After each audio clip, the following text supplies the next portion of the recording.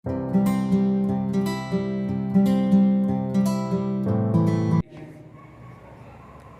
Students, welcome back. तो आज हम आगे पढ़ेंगे क्लास 9 फिजिक्स में। ठीक है, तो हम नया चैप्टर स्टार्ट कर रहे हैं आज से, that is force and laws of motion. तो आज हम समझेंगे कि फोर्स क्या होता है। अगर आप बेसिक डेफिनेशन बोलोगे तो force is simply a push और a pull is known as force. So आज हमारे सामने ये छोटा सा सेटअप एक्सपेरिमेंट का, और आज थोड़ा सा हम फन भी करेंगे, देखेंगे कि कौन जीतता है। हमारे पास दो टीमें हैं, दैट इज एक येलो टीम है और एक ब्लू टीम है। So let's see what will happen here and we will try to understand the concept through this experiment. So start करते हैं। चलो, ये हमने लगा दिया एक ब्लू पर्सन और ये हो गया गो। अब आप यहाँ देख सकते हो 150 न्यूटन से वो खींच रहा है, और हम यहाँ पर क्या करते हैं, एक अलग से हमने यहाँ पर पर्सन लगाया, दैट इज वो कौन है, येलो वाला।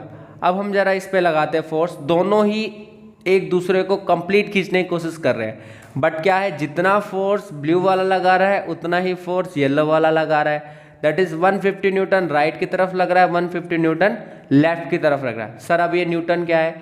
Newton is SI unit of force.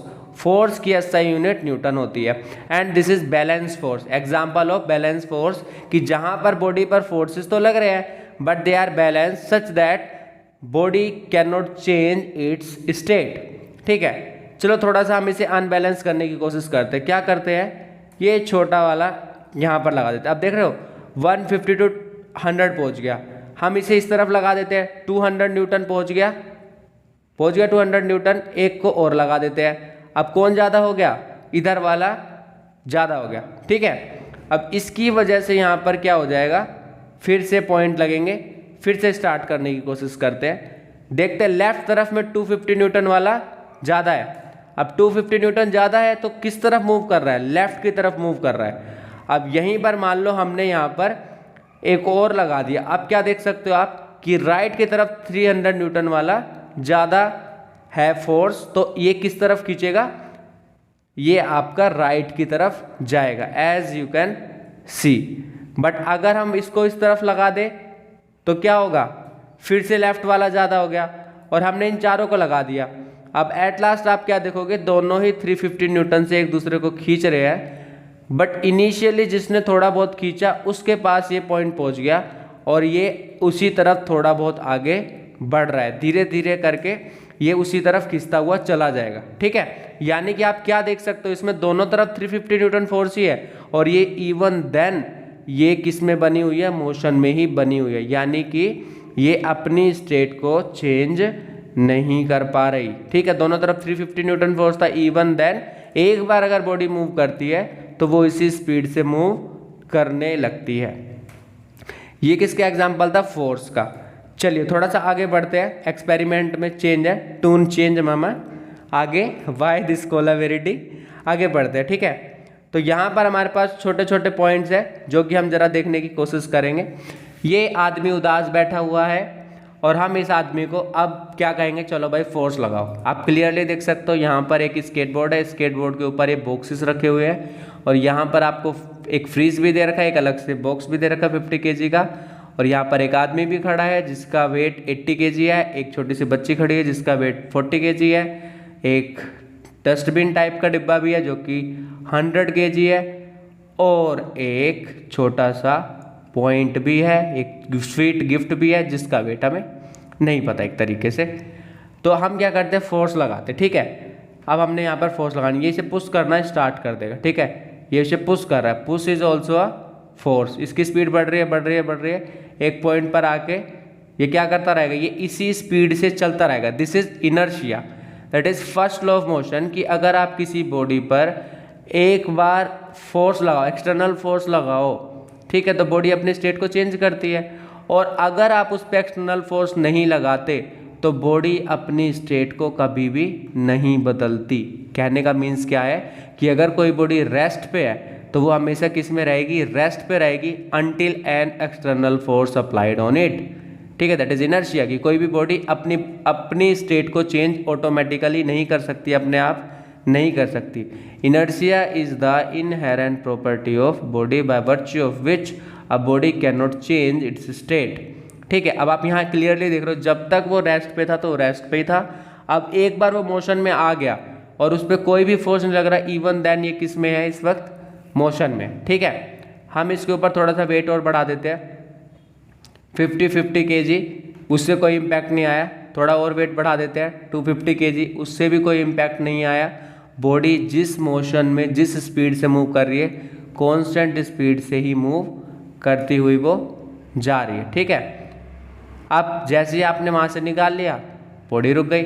अब ये देखो कंप्लीटली जब तक मैं इस पर फोर्स ना लगाऊं तब तक ये किस पे रहेगी, रेस्ट पे ही रहेगी। ठीक है, अब मैं यहाँ लगा देता हूँ और जैसे मैंने फोर्स, देखो अभी अगर ये रेस्ट में है तो रेस्ट में रहती, एक बार इसने स्पीड गेन कर ली तो ये इसी स्पीड से हमेशा चलती रहेगी। यही तो पॉइंट है कि कोई बॉडी अगर रेस्ट में है तो हमेशा रेस्ट में रहेगी जब तक उस पर एक्सटर्नल फोर्स ना लगे, और मोशन में है तो मोशन में ही रहेगी। आप देख सकते हो कि स्पीड किससे जा रहा है, वो 2.8 न्यूटन से। ठीक है, अब देखो 500 न्यूटन फोर्स लगा दिया आपने और इसकी स्पीड पहुंच गई 30.2 मीटर पर सेकेंड, और ये हमेशा इसी स्पीड से चलता रहेगा, दैट इज इनर्शिया। बट ऐसा क्यों होता है कि हम अर्थ पर ये चीज़ नहीं देख पाते कि मोशन में है फिर वो रुक क्यों जाता है? रेस्ट वाला इनर्शिया तो दिखता है कि कोई बॉडी रेस्ट में है तो वो रेस्ट में ही रहती है, बट कोई बॉडी अगर मोशन में है तो वो मोशन में नहीं रहती, रुक जाती है। ये वाला जो केस आप देख रहे हो ये आपको देखने को नहीं मिलता। ठीक है, ऐसा क्यों होता है, जरा इसको हम समझते हैं। चलो थोड़ा सा और सेटअप करते हैं। अब यहाँ पर एक नया फोर्स काम करता है, दैट इज फ्रिक्शन। फ्रिक्शन क्या होता है कि बॉडी जिस भी डायरेक्शन में मूव करती है उसकी अपोजिट डायरेक्शन में क्या लगता है, फोर्स लगता है, जो कि उस मोशन को अपोज करता है। आप ध्यान से देखो सरफेस में छोटे एक तरीके का सरफेस स्मूथ नहीं है, थोड़ा सा रफ सरफेस है, सो दैट की फ्रिक्शन लगे। जैसे कि अगर आपको फर्श पे स्केटिंग करनी है एक बार और एक बार रोड पे करें तो फर्श पे स्लिप करना ज़्यादा इजी होता है, प्लस फर्श पे हम इजीली स्लिप कर जाते हैं क्योंकि वहाँ फ्रिक्शन कम होता है। रोड पे हम इजीली स्लिप नहीं करते क्योंकि फ्रिक्शन क्या होता है, ज़्यादा होता है। जैसे ट्रैक्टर के टायर देखे आपने, बड़े बड़े बॉक्स बनाए जाते हैं सो दैट की फ्रिक्शन इंक्रीज हो जाए और वो मिट्टी में भी चल सके। ठीक है, बट नॉर्मल जो अगर आप वहाँ पर एक कार लेके जाओगे तो वो वहाँ पर फंस जाएगी क्योंकि उसके टायर छोटे और उसमें ब्लॉक्स भी इतने बड़े नहीं है, तो फ्रिक्शन वहाँ पर क्या होता है, कम होता है। ठीक है, तो फ्रिक्शन वाला फोर्स आता है, होता क्या जरा इसे देखेंगे अभी हम। ये क्या कर रहा है, फोर्स लगा रहा है 500 न्यूटन का, बट फ्रिक्शनल फोर्स इस पे लगता है 94 न्यूटन का, और जो धीरे धीरे इसकी स्पीड को क्या करता रहता है, कम करता रहता है। यही चीज़ आपको अर्थ पर देखने को मिलती है क्योंकि अर्थ पर दो सरफेस जब कांटेक्ट में है तो वो उसे क्या करते हैं, उसकी स्पीड को कम करने की कोशिश करते हैं। और जैसा कि केस यहाँ पर दिखाया है कि थोड़ी देर बाद जाकर ये बॉडी रेस्ट में आ जाती है। सर सरफेस पे कांटेक्ट भी ना हो, हवा में कुछ उड़ रहा हो तो बेटा हवा में भी एयर रेजिस्टेंस काम करती है, एटमॉस्फेयर की लेयर्स काम करती है, इस वजह से वो किस में आ जाता है, आपका रेस्ट में आ जाता है। ठीक है, तो ये केस कहाँ देखने को मिलता है आपको, अर्थ पर, कि जब दूसरा कोई भी अगर उसके साथ सरफेस टच में होगा तो वो उसकी स्पीड को रिड्यूस करता हुआ चला जाएगा और वहाँ पर आपको मोमेंट ऑफ इनर्शिया देखने को नहीं मिलेगा। इसका मतलब ये नहीं है कि वहाँ पर motion of inertia, moment of inertia नहीं, मोशन ऑफ इनर्शिया एग्जिस्ट नहीं करते, यानी इनर्शिया ऑफ मोशन एग्जिस्ट करता ही नहीं है, ऐसा कोई पॉइंट नहीं है। उसका मतलब ये है कि वहाँ पर बाहर से एक्सटर्नल फोर्स लग रहा है। ठीक है, नाउ मोमेंट ऑफ इनर्शिया बेटा अलग केस होता है, वो बाय मिस्टेक मैंने बोला, that is inertia of motion होता है। ठीक है, लास्ट है that is acceleration. We will see acceleration, किस स्पीड से एक्सेलरेट करती है कोई बॉडी। ठीक, तो चलिए जरा देखते हैं। हमने इस पर फोर्स लगाया, एक्सेलरेट हो रही है। एक्सेलरेट का मतलब इसकी स्पीड बढ़ रही है। एक पॉइंट पे जाके स्पीड क्या हो जाएगी, कांस्टेंट हो जाएगी। देख रहे हो अब एक्सेलरेशन डिक्रीज हो रही है। ये -1.88 मीटर पर सेकंड स्क्वायर का मतलब क्या है कि फ्रिक्शनल फोर्स इसकी एक्सेलरेशन को डिक्रीज कर रहा है और एक पॉइंट पर आके वो फिर से किस में आ जाएगा, रेस्ट में आ जाएगा। हम फिर से इसे स्पीड देंगे, फिर से ये डिक्रीज हो रहा है, फिर से स्पीड देंगे, फिर से ये डिक्रीज हो जाएगा। जैसे कि बाइक में होता है, आप रेस देते हो और अगर आप उसे रेस नहीं दोगे तो वो ऑटोमेटिकली धीरे धीरे स्लो होती जाती है due to force of friction and air resistance. ठीक है, सो होप सो आपको ये पूरा पॉइंट क्लियर हो गया हो, समझ में आया हो।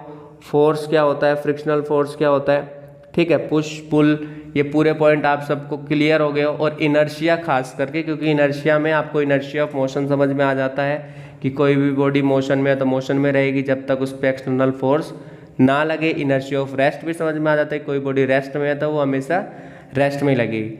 इनर्शिया ऑफ डायरेक्शन भी होता है बेटा कि कोई भी बॉडी एक ही डायरेक्शन में चलती रहेगी जब तक उस पर एक्सटर्नल फोर्स ना लगे। बट बच्चे कंफ्यूज हो जाते हैं इनर्शिया ऑफ मोशन में, दैट इज़ कि अगर कोई बॉडी मोशन में है तो सर वो मोशन में तो दिखती नहीं, क्योंकि वहाँ पर फ्रिक्शनल फोर्सेस काम करते हैं। ठीक है, चाहे वो एयर की वजह से हो, चाहे वो किसी सरफेस की वजह से हो। तो होप सो आपको ये पॉइंट समझ में आया हो। सो अब आगे जब मिलेंगे हम नेक्स्ट वीडियो में, तब हम इसके आगे के लॉज के बारे में भी पढ़ेंगे और ज़्यादा डीप में इसे समझने की कोशिश करेंगे। होप सो आपको ये वीडियो समझ में आई हो, आपको आपके कंसेप्ट समझने में हेल्प मिली हो। तो अगर कोई डाउट है तो आप हमसे लाइव में आके पूछ सकते हो। मिलते हैं बेटा नेक्स्ट वीडियो में।